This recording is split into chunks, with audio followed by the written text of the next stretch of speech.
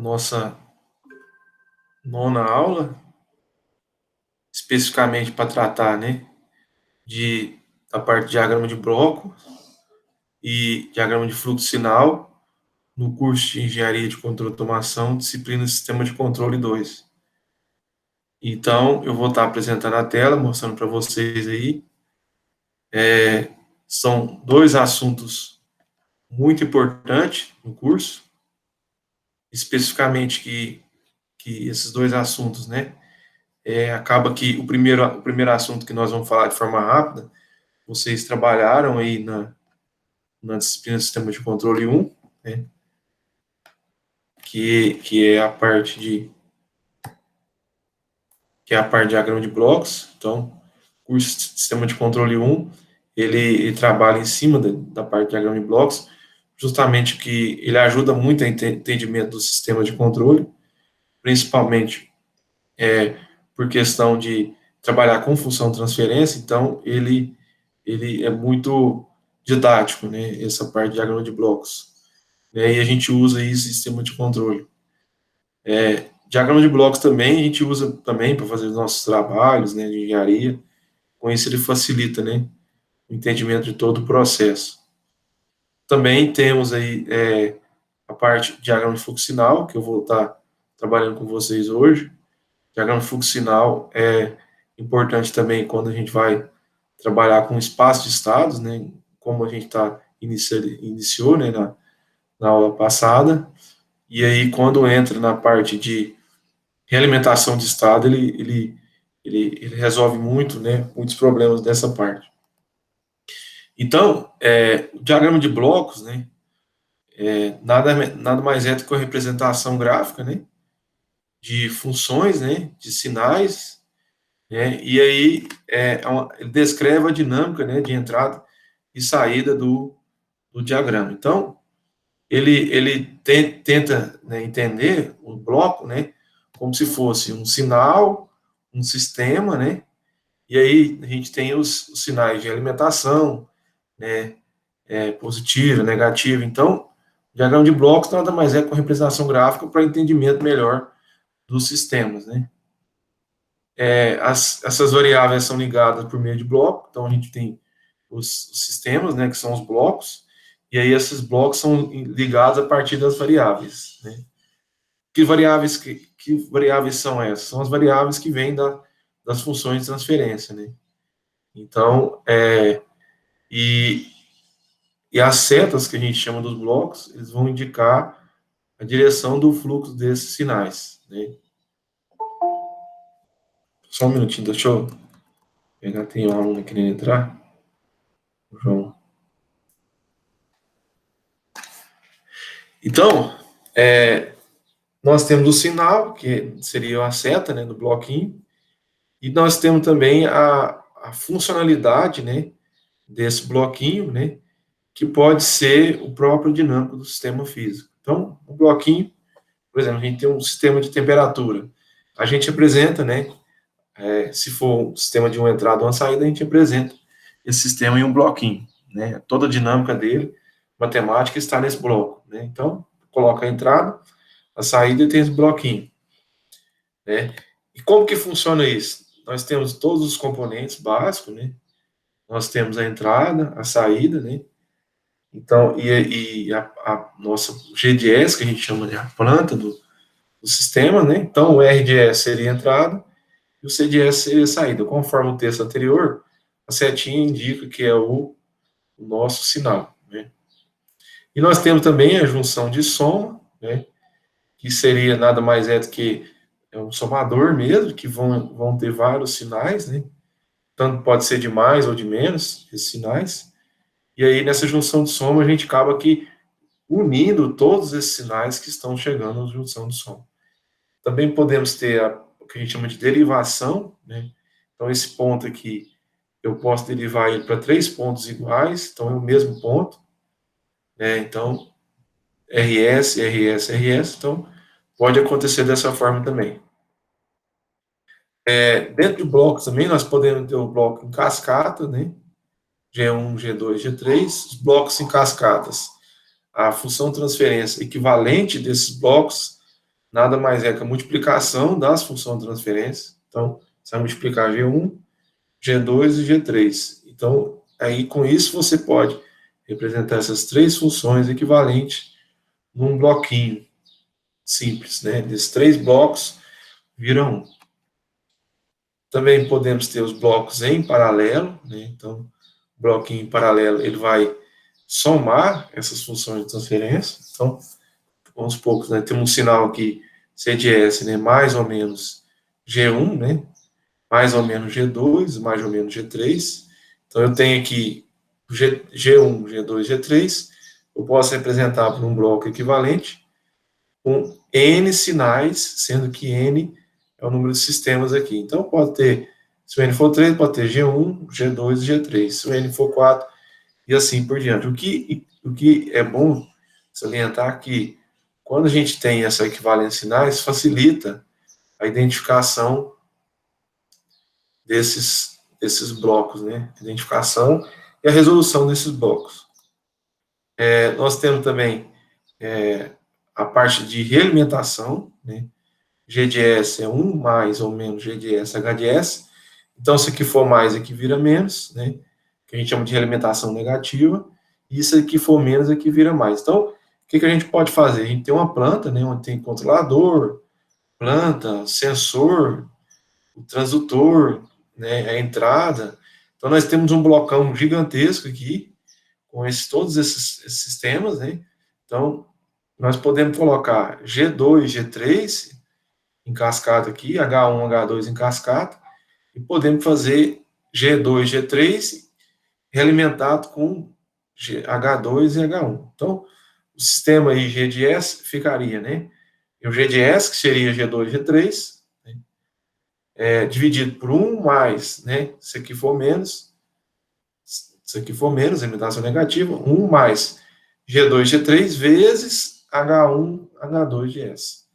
Então, a gente pode colocar esse sistema equivalente aí. Também podemos ter a junção de soma, né? Então, eu posso pegar esse bloco aqui, jogar para esse ponto, né? Quando eu faço isso, eu tenho que jogar para os dois pontos, né? Então, me fazer essa transitar esse ponto para cá, o que eu faço? Eu jogo esse ponto para cá, eu fico com G de S aqui e G de S ali. E aí o sistema não altera a sua função. E também eu posso fazer o inverso, só que o inverso é diferente, por quê? O inverso, você vai jogar o ponto para cá e vai ficar G de S. Só que o embaixo aqui, ó, ele vai ficar 1 sobre G de S. Então, a única diferença desse para esse é que aqui ele inverte a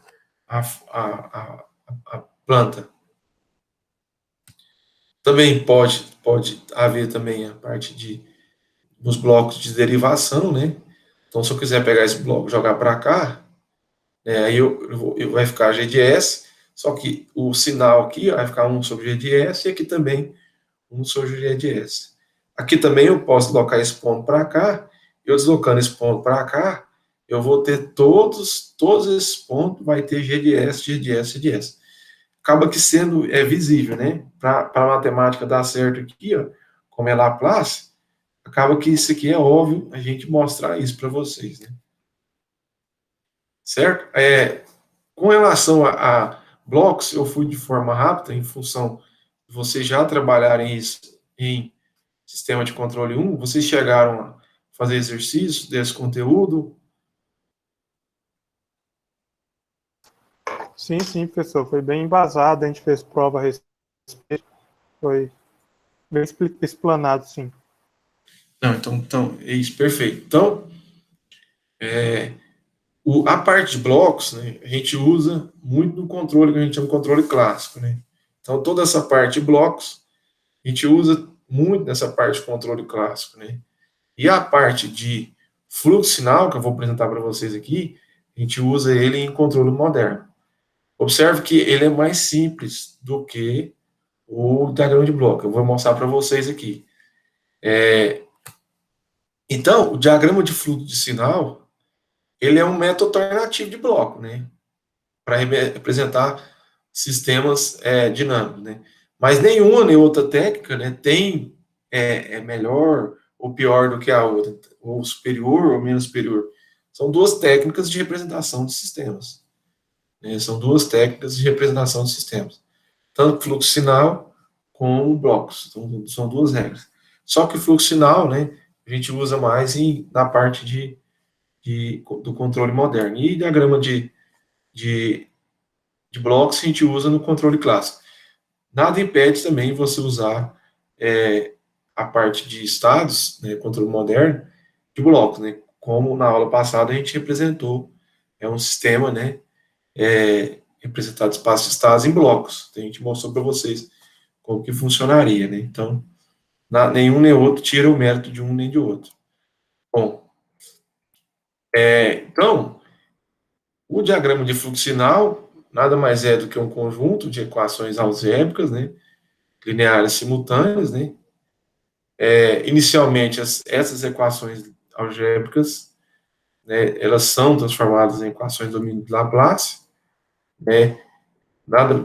Fluxo sinal também são redes, né, de nós, que são diretamente conectados, são uma rede de nós, conectados um ao outro, né? Cada nó representa uma variável do sistema, né?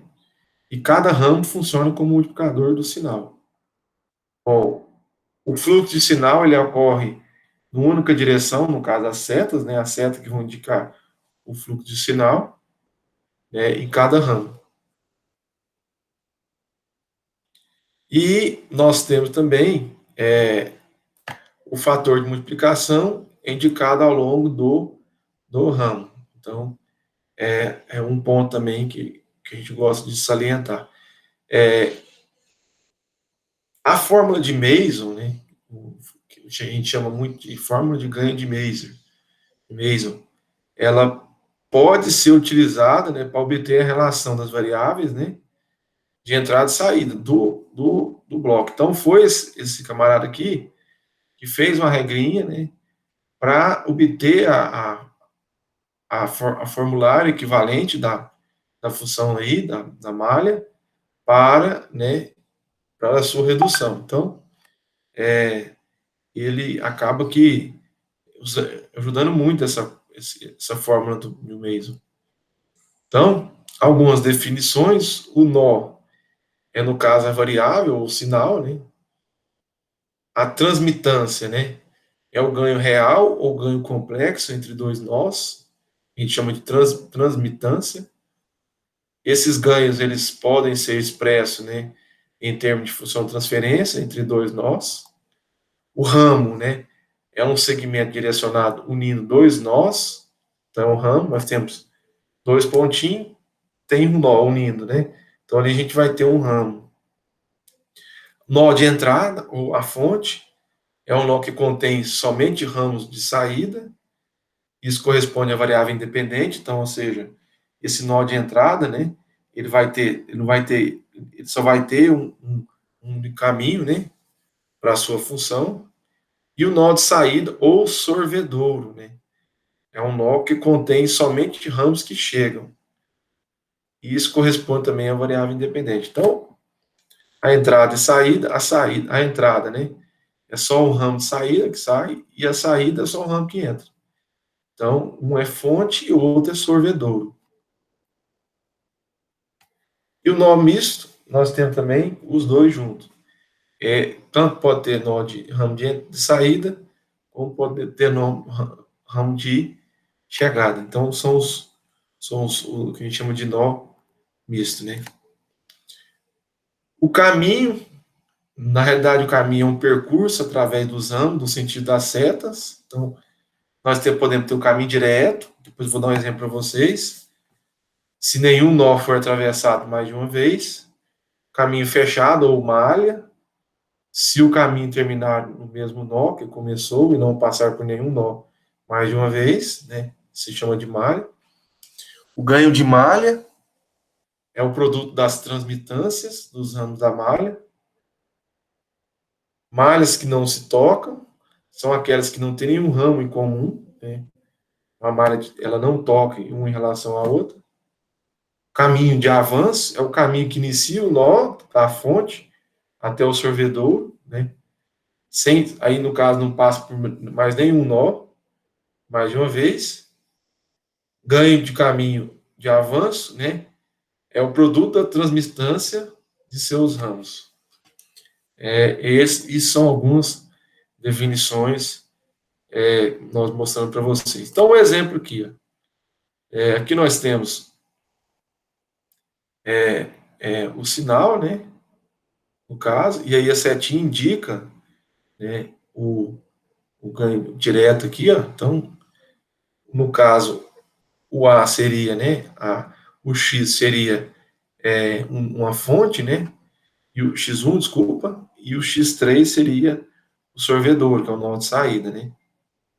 E no caso o A aqui, B, C, D, seriam sistemas, né. Então aqui o sinal é representado por essa bolinha, e o sistema é representado por esse caminho aqui com a setinha, certo? Aqui, no caso, está representando um nó misto, conforme o nó misto você vai ter tanto entrada como saída nele, né? Que a gente chamou de nó misto. Aqui, se você observar aqui, ó, X2B, X3 é uma realimentação aqui, ó. No caso, X3, X2 é uma realimentação, né? Então, nós temos um caminho direto aqui entre X1 e X3, que é A, B e 1, né? Isso é um caminho, né? Isso é um caminho. Então, esse é um exemplo dessa parte teórica que nós colocamos para vocês. Algumas propriedades, né? Nós temos um ramo, ele indica, né, a dependência funcional no sinal em relação ao outro. Um sinal percorre o ramo somente na direção especificada pela seta do ramo. Então, ele só vai percorrer nessa direção especificada, ele não vai percorrer da forma contrária, né? Então, ele vai sempre acompanhar a setinha. Nós somos sinais de todos os ramos que chegam e transmite essa soma a todos os ramos que partem. Então, o nó nada mais é do que, por exemplo, no caso aí, a gente mostrou o nó misto, né? Ele vai fazer a soma desses sinais, nesse nó. Já o nó misto, né? Ele pode ser considerado como um nó de saída, pela adição do ramo saída, com transmitância unitária. No entanto, não é possível mudar um nó misto para um nó fonte. Então, isso não é possível fazer. Para um dado sistema, o gráfico de fluxo de sinais não é único. Então, podemos ter, né, um sistema diferente do outro, mas a funcionalidade ela é a mesma, né? Um pouco sobre a álgebra de fluxo de sinais. Em geral, a gente coloca os nós de entradas, fonte à esquerda, e os nós de saída à direita. Então, se a gente voltar aqui, ó, aqui é a entrada, aqui é a saída. É sempre assim, tá, pessoal? Entrada e saída.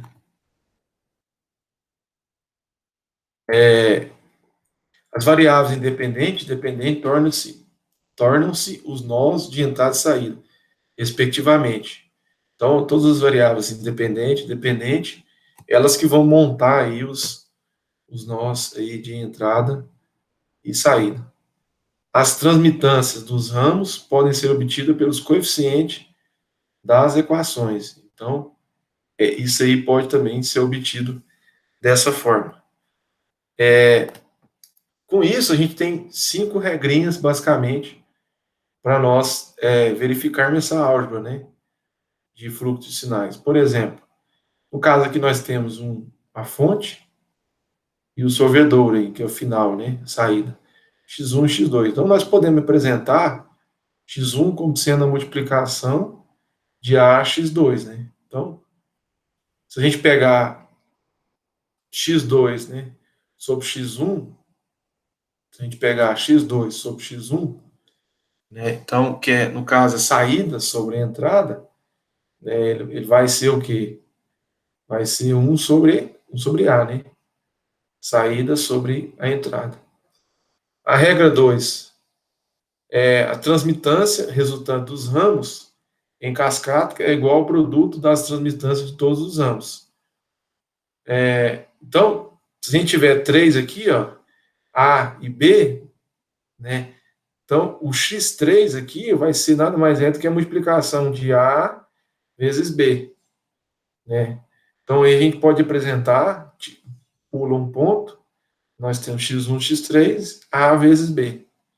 Então, é assim que funciona. Então, o que a gente chama de ganho de caminho direto é esse ganho daqui, né, até o x3. Então, no caso aqui, o ganho de caminho direto seria A vezes B, né? Então, se aqui for um sistema G1, que for um sistema G2, então o ganho seria G1, G2, direto. Podemos também ter os ambos em paralelo, né? Que aí, no caso, fica a adição da transmitância. Então, então x1, x2 seria A mais B. Então, tá aqui, x1, x2 seria A mais B. O nó misto também, a gente pode eliminar o nó misto. No caso, A e x4 seria A vezes C, tá aqui. X4. E o x2 e x4 seria outro caminho, seria B vezes C. Tá aqui, com isso a gente eliminou esse nó aqui no meio do x3. Então, como que a gente pode eliminar uma malha, né? No caso aqui, ó, a gente tem uma realimentação, A, B e C, né? Então, como que a gente pode eliminar uma malha? O x3 aqui, ó, a gente pode falar que é B, x2, certo? Então, o x3, ele é B, x2. O x2, a gente pode falar que é quanto? AX1 mais C, x3. Então, esse é o x2, certo?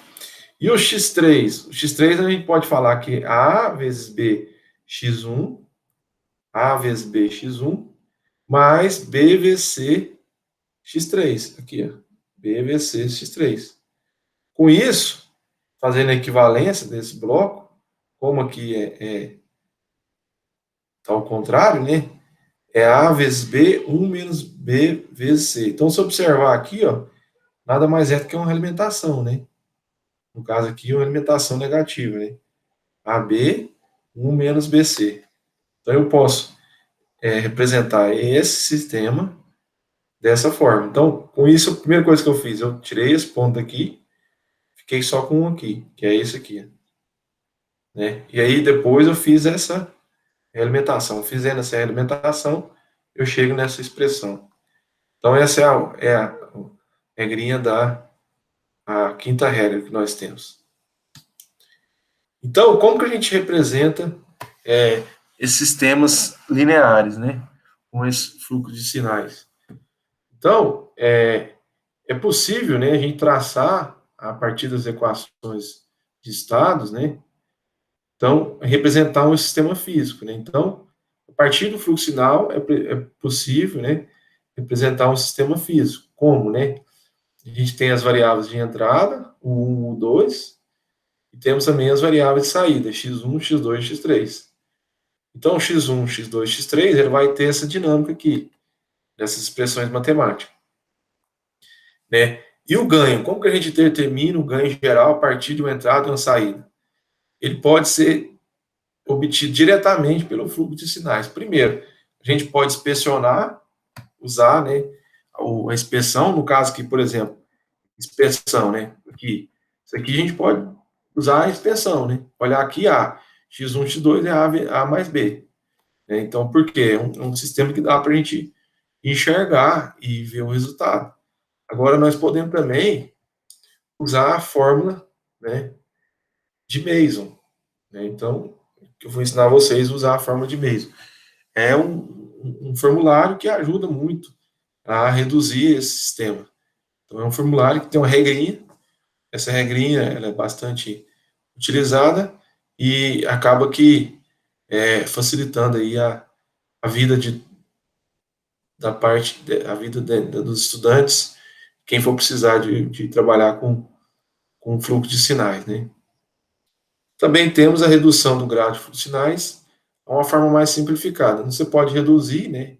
Reduzir, e aí você aplica a inspeção para utilizar. Mas geralmente a gente usa muito essa forma de Mason, né, para achar o ganho geral dessa malha. Então,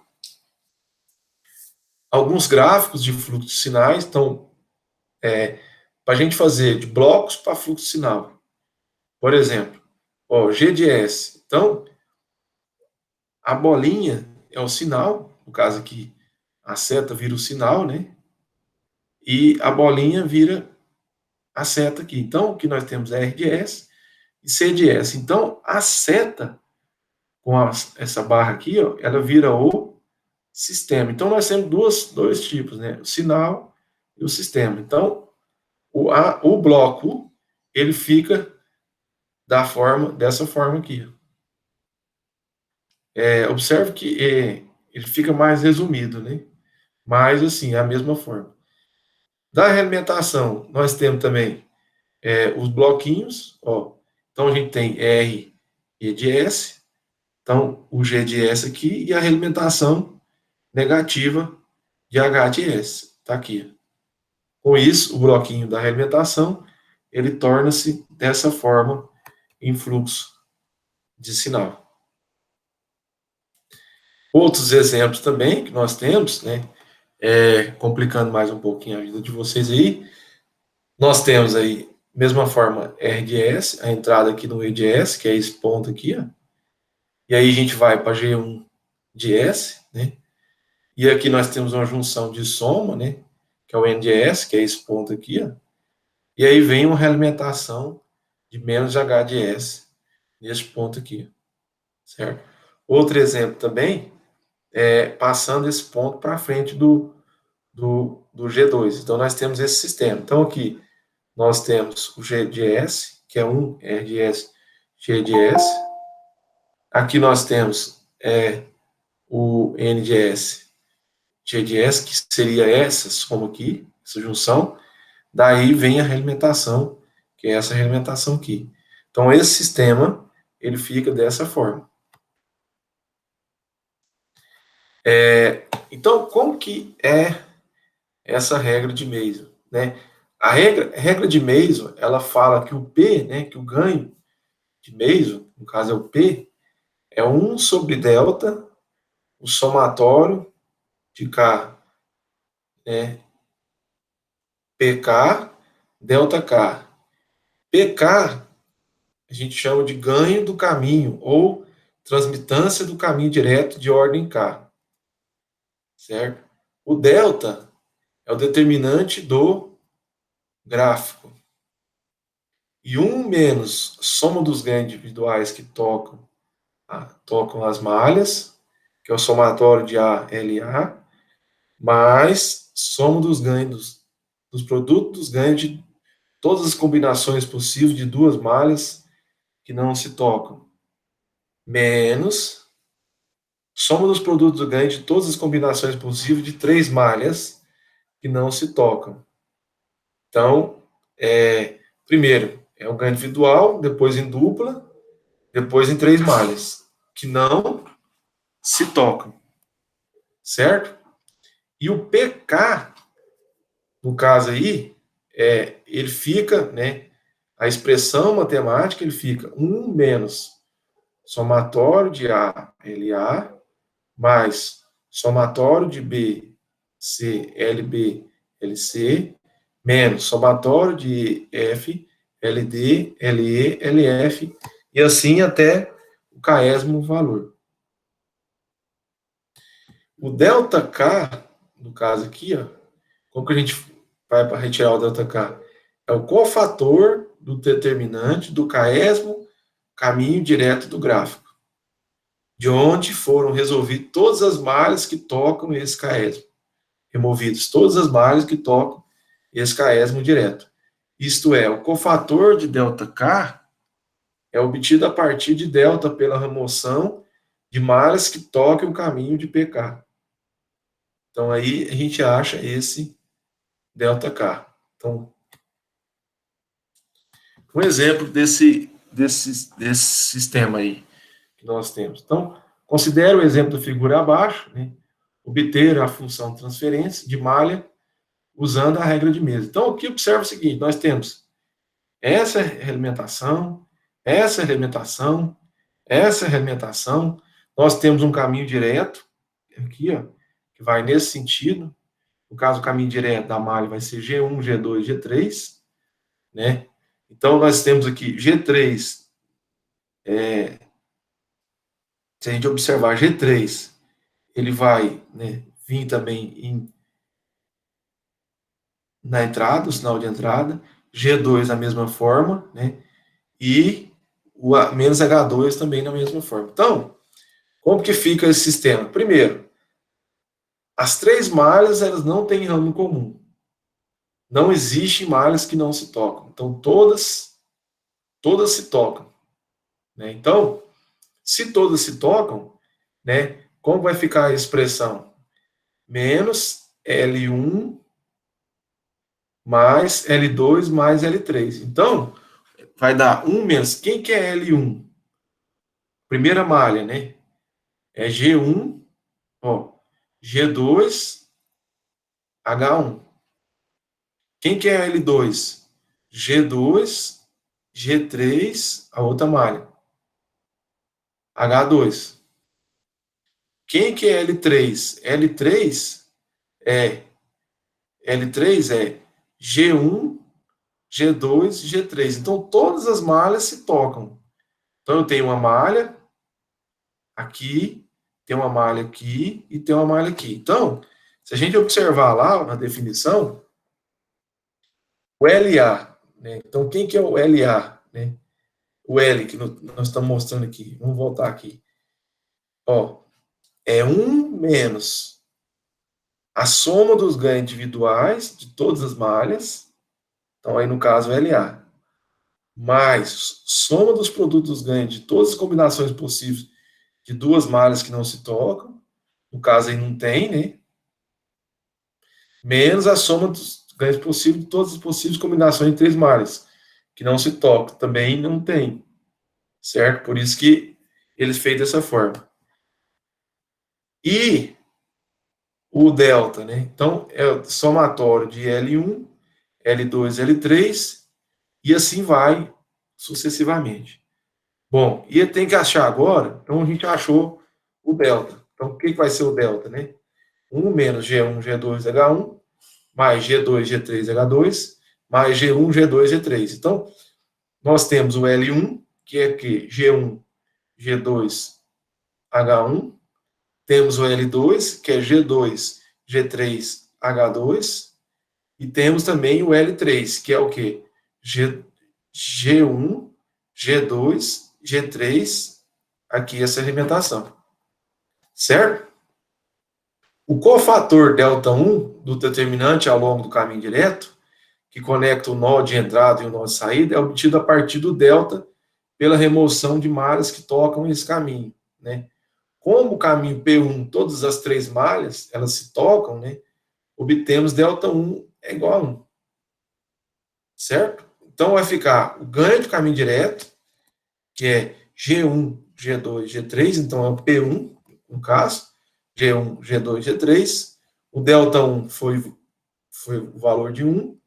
E aí, o delta embaixo é 1 menos G1, G2, H1, G2, G3, H2, mais G1, G2, G3.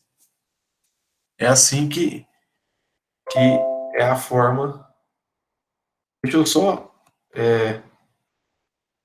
parar aqui a nossa gravação.